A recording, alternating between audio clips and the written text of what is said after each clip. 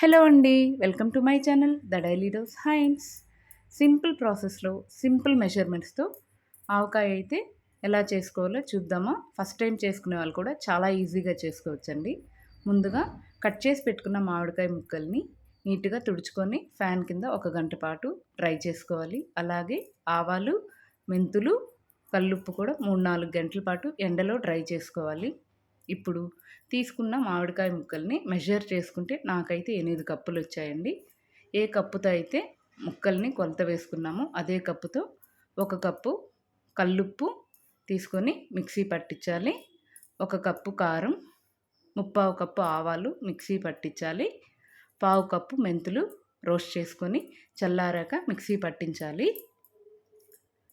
ఇప్పుడు అదే కప్పుతో అరకప్పు పొట్టు తీసిన వెల్లుల్లి రెబ్బలు పక్కనుంచుకోవాలి. అలాగే అరకప్పు పొట్టు తీయని వెల్లుల్లి రెబ్బలు కచ్చా పచ్చాగా మిక్సీ వేసుకోవాలి. 2 కప్పులు వేరుశనగ నూనె తీసుకోవాలండి.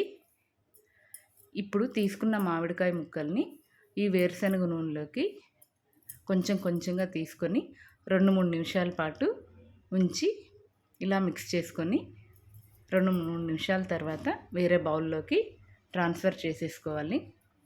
అలాగే తీసుకున్న మామిడికాయ ముక్కలన్నీ కూడా ఆయిల్లో ఉంచి 2-3 నిమిషాల పాటు ఉంచి వేరే బౌల్లోకి అయితే ట్రాన్స్ఫర్ చేసేసుకోవాలి. ఇలా చేయడం వల్ల ఆయిల్ అనేది ముక్కకి బాగా పడుతుంది.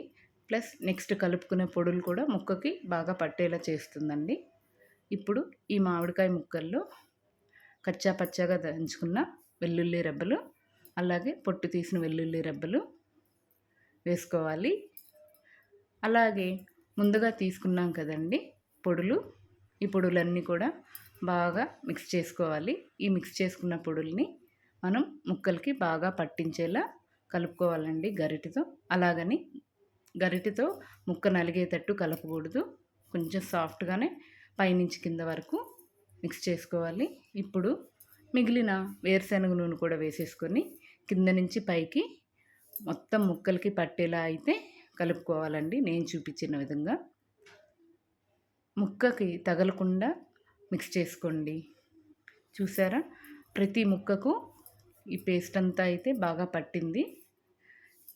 అలాగే ఇప్పుడు దీన్ని వేరే ప్లాస్టిక్ కంటైనర్లోకి కానీ జాడీలోకి కానీ ట్రాన్స్ఫర్ చేసేసుకొని మూత పెట్టేసి 3 రోజుల పాటు ఉంచేసుకోండి.